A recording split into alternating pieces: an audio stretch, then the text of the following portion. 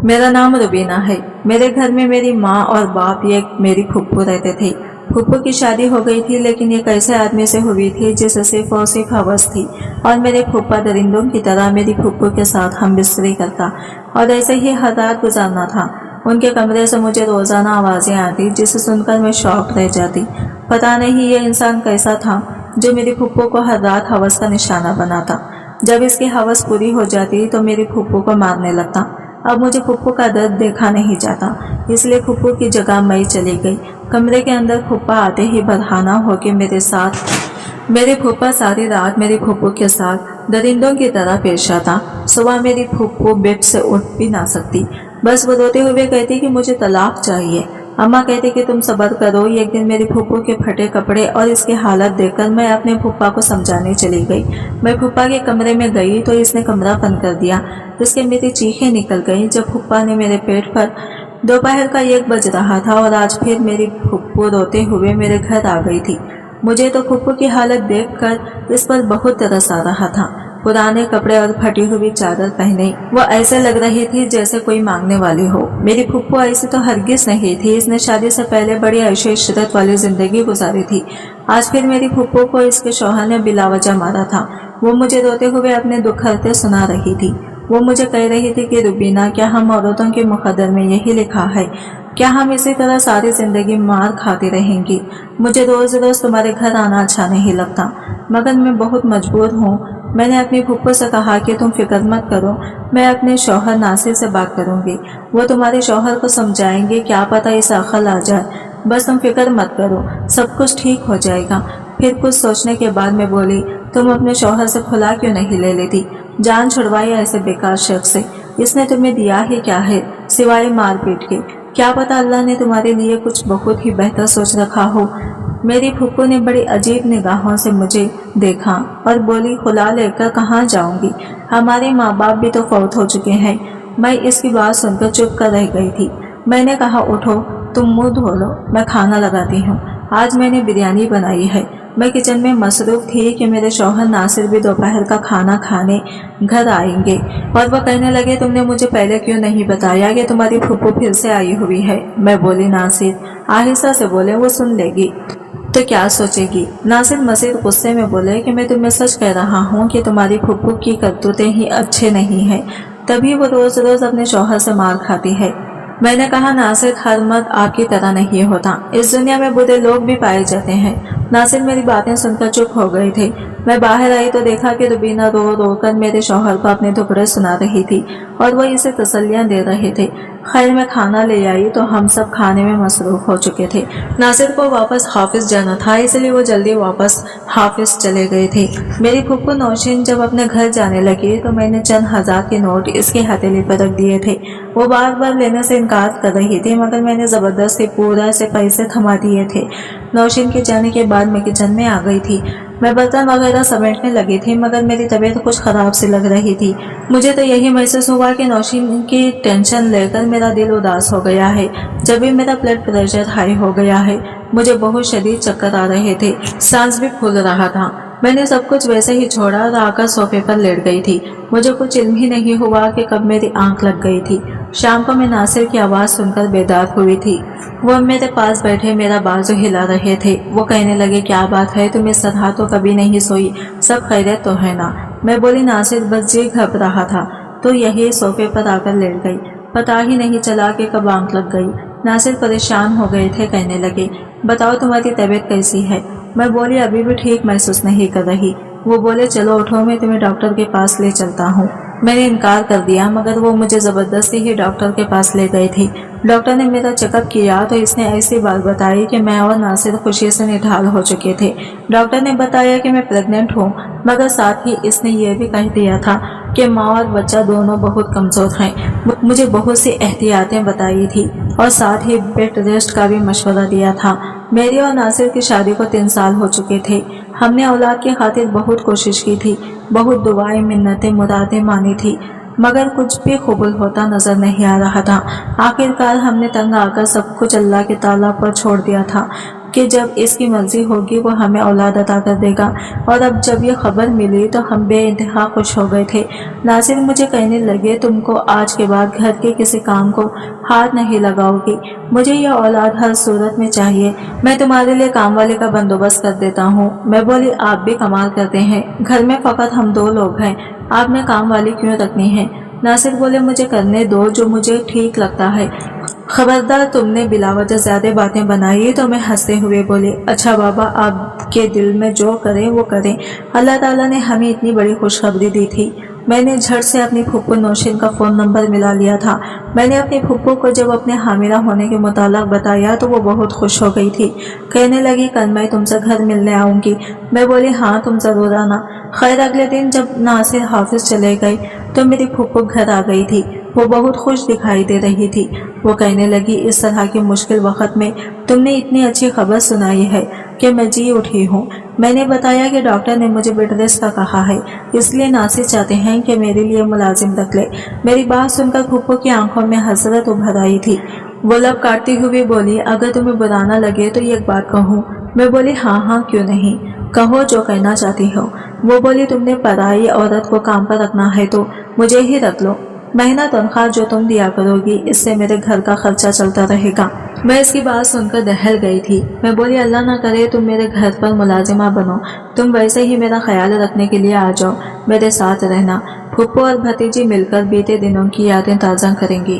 میں یہ بات کہہ کر چپ ہو گئی تھی، یہ میں نے کیا کہہ دیا تھا؟ پھپھو بھی میری جانب بڑی عجیب سی نگاہوں سے دیکھتی رہی تھی اور پھر وہ اٹھ کر اپنے گھر چلی گئی تھی۔ ماضی کی یادیں تو بہت خوفناک سی تھی۔ خیر شام کو جب ناصر گھر آئے تو ان کے ساتھ ملازمہ بھی تھی۔ وہ کہنے لگے آج سے گھر کے تمام کام ماسی کریں گے۔ وہ ادھیڑ عمر کی عورت مجھے کافی مناسب لگ رہی تھی۔ میں نے سر ہلا دیا، مگر رات جب سونے کے لیے لیٹی تو ناصر سے آج والی بات کا تذکرہ کرنے لگی تھی۔ میں بولی ناصر اگر پھپھو ہمارے گھر میں میرا خیال رکھنے کے لیے آنا چاہے تو آپ اجازت دے دیں گے یا نہیں؟ ناصر نے مجھے کھا جانے والی نگاہوں سے گھورا تھا۔ وہ بولے ہرگز نہیں، تمہاری آنکھوں پر تو تمہاری پھپھو کی محبت کی پٹی بندھی ہوئی ہے، مگر میں پرانی باتیں بھول نہیں سکتا۔ تم کبھی کبھار فرصت میں بیٹھ کر وہ سب یاد کر لیا کرو تو تمہارے لیے اچھا ہوگا۔ میں ناصر کی باتیں سن کر ٹوٹ سی گئی تھی، آنکھوں میں آنسو آ گئے تھے۔ میں یہ سوچنے پر مجبور ہو چکی تھی کہ ناصر میری بہن سے نفرت صرف اور صرف میری وجہ سے ہی کرتے ہیں۔ مجھے کیا ضرورت پڑی تھی کہ میں نے اپنا سب کچھ کھول کر اپنے شوہر کے سامنے رکھ دیا تھا؟ کاش میں نے اپنی پھپھو کا پردہ رکھا ہوتا تو آج مجھے یہ سب نہ دیکھنا پڑتا۔ میں خود کو اس سب کا قصوروار سمجھتی رہی تھی۔ اب میری ملازمہ دن بھر کام کرتی اور میں آرام کرتی رہتی، ایسے میں پھپھو سے بات کرنے کا بہت دل کیا کرتا تھا کہ چلو وہ گھر آ جاتی تھی تو میرے دل لگ جاتا تھا۔ اب پھپھو ہر دوسرے تیسرے دن میرے گھر آ جاتی تھی، میرا سارا دن بہت اچھے سے گزر جاتا تھا، مگر میں پھپھو کے لیے کچھ نہیں کر پائی تھی۔ اس کے شوہر نے اس کی زندگی جہنم بنا رکھی تھی۔ یوں ہی 8 مہینے گزر گئے تھے، مجھے 8واں مہینہ لگ چکا تھا اور میری ڈلیوری میں سے ایک ماہ رہتا تھا۔ جب ایک دن ناصر میرے پاس آئے تو وہ بڑے پریشان لگ رہے تھے، کہنے لگے روبینہ حافظ کے کام کے سلسلے میں 2 دن کے لیے مجھے شہر سے باہر جانا پڑ رہا ہے، مگر میں تمہیں ایسی حالت میں چھوڑ کر نہیں جا سکتا۔ میں بولی آپ بے فکر ہو کر چلے جائیں، صرف 2 دن کی تو بات ہے، پھر آپ نے میرے لیے ملازمہ کا بھی تو انتظام کیا ہوا ہے، میں اسے اپنے کمرے میں سلا لیا کروں گی۔ ناصر بے بسی سے مجھے دیکھتے رہ گئے تھے، پھر بولے اگر میری مجبوری نہ ہوتی تو میں کبھی بھی تمہیں اس طرح چھوڑ کر جانے کا تصور بھی نہیں کر سکتا تھا۔ میں نے انہیں دلاسا دیا تو وہ اس سفر پر آمدہ ہو گئی تھی اور میں یہی سوچتی رہ گئی تھی کہ کاش کسی طرح 2 دن کے لیے پھپھو میرے پاس آ جائیں۔ ناصر کے جانے کے بعد میں بہت اداس ہو گئی تھی، یوں ہی شام کے اندھیرے پھیل گئے تھے اور پھر رات ہو گئی۔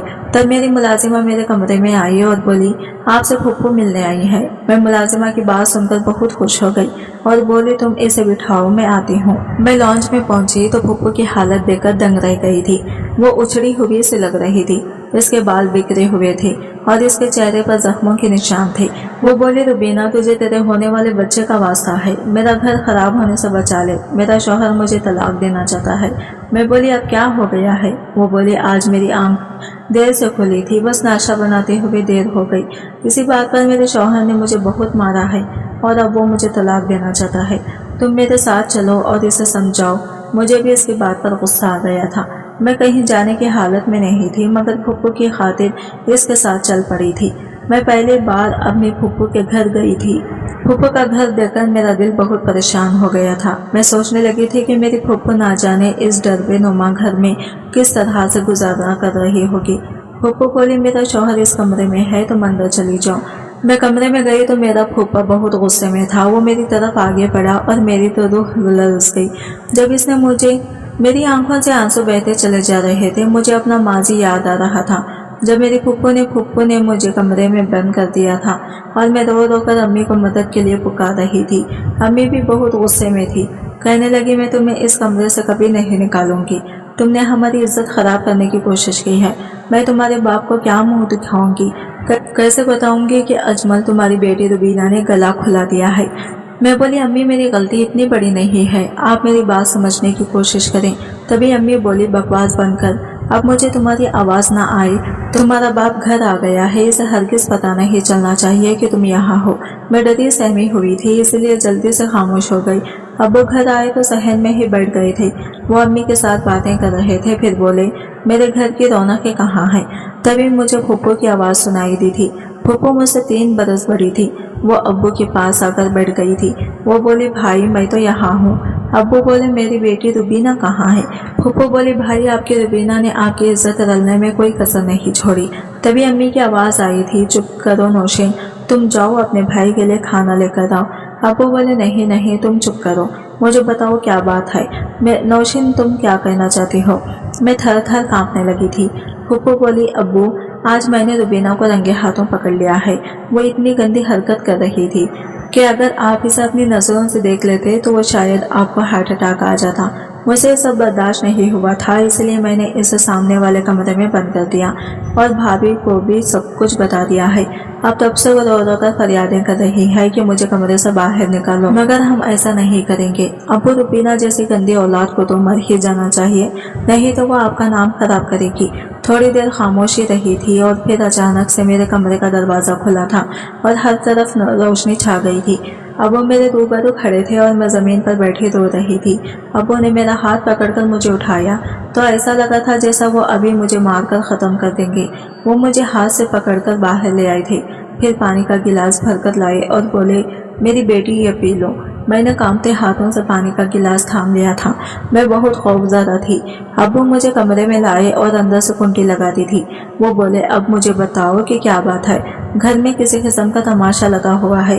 मैं फूट फूट कर रोने लगी और बोली, अब्बू मैं वाकई में कसूरवार हूँ, मैंने बहुत बड़ा गुनाह कर दिया है। मैं आपकी अच्छी बेटी नहीं हूँ, आप मुझे अपने हाथों से मार दें। अब्बू ने मेरे सर पर हाथ रखा और बोले, मुझे अपना कसूर बताओ। मेरी आंखें झुकी हुई थी। मैं बोली, अब्बू आपने मुझे और फूफू को जो मोबाइल फ़ोन लेकर दिया था, इस पर मैंने फेसबुक की आईडी बनाई थी। मैं इस पर एक लड़के के साथ बात करने लगी थी। वो मुझे बहुत अच्छा लगने लगा था। वो बोला कि तुम भी मुझे बहुत अच्छी लगती हो, मुझे तुमसे प्यार हो गया है। और ये बातें सुनकर मैं तो खुशी से पागल हो गई थी। फिर इसने मुझे अपने मोबाइल का नंबर दे दिया। मैं रात के वक्त इसके साथ फ़ोन पर बात किया करती थी। आज वो लड़का सुबह के वक्त मुझे कहने लगा कि तुम अभी इस वक्त मुझसे बात करो, मैंने तुम्हें खुशखबरी सुनानी है। मैं बोली कि इस वक्त मैं फ़ोन नहीं कर सकती, घर में किसी को पता चल गया तो क़यामत आ जाएगी। मगर वो बाजिब था, इसलिए मैं इसे कमरे में आ गई और इसे फ़ोन करने लगी। तब इसने मुझे बताया कि इसने अपने अब्बू का ऑफिस ज्वाइन कर लिया है और अब वो अपने पैरों पर खड़ा हो गया है। मैं इसे मुबारकबाद ही दे रही थी कि नाजिया आ गई। इसने फ़ोन मेरे हाथ से झपट लिया और जब इसने लड़के की आवाज़ सुनी तो मेरे मुंह पर थप्पड़ मारकर मुझे इस कमरे में बंद कर दिया। मैं ये बातें बताकर चुप कर गई थी। अबू बोले, बेटी यूं किसी गैर महरम से बात करना गुनाह है, तुम जानती हो ना। मैंने हाँ में सर हिला दिया था। अबू बोले, फिर तुमने ऐसा क्यों किया? अबू मैं बहक गई थी, मुझे माफ़ कर दे। अबू बोले, तुम मेरी बात इस लड़के के साथ कराओ। मैंने कहा, फ़ोन तो फूफू के पास है। अबू बोले, जाओ इसे लेकर आओ। और मैं कमरे से बाहर गई और फूफू की आंखों में आंखें डालकर बोली, मुझे मोबाइल दो। वो चील की तरह मुझ पर झपटने के लिए आगे बढ़ी और बोले, मुंह तोड़ दूंगी तुम्हारा अगर तुमने मोबाइल का नाम पे लिया तो। मैं बोली, अब्बू मांग रहे हैं। वो तो दंग रह गई थी। फिर बड़ी मुश्किल से इसने मुझे मोबाइल दे दिया था।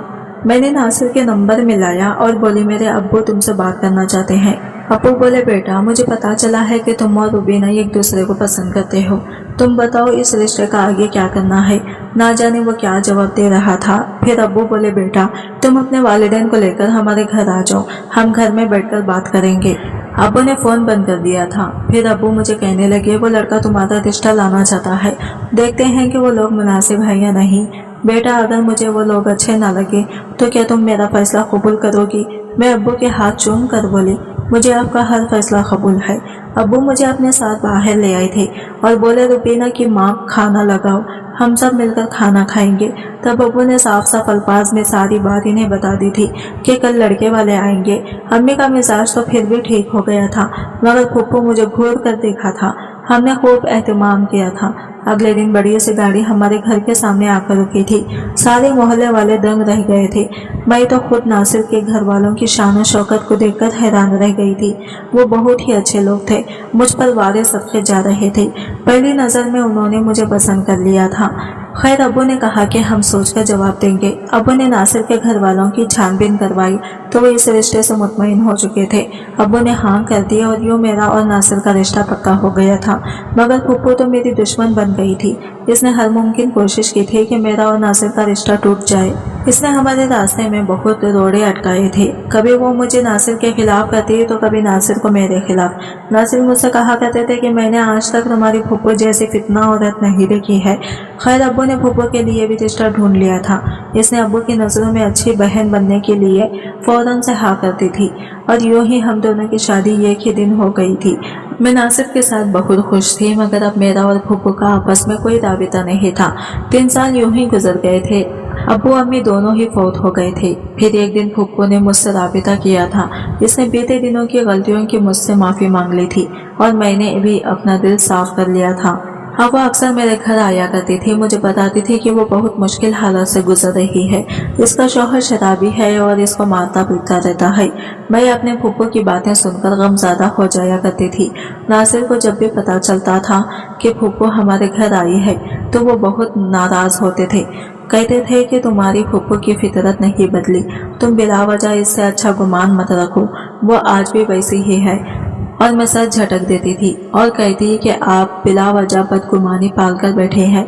मगर आज जब फुप्पू ने मुझे अपने शौहर के कमरे में भेजकर बाहर से कमरे को कुंडी लगा दी तो मुझे नासिर की बातें याद आ रही थी।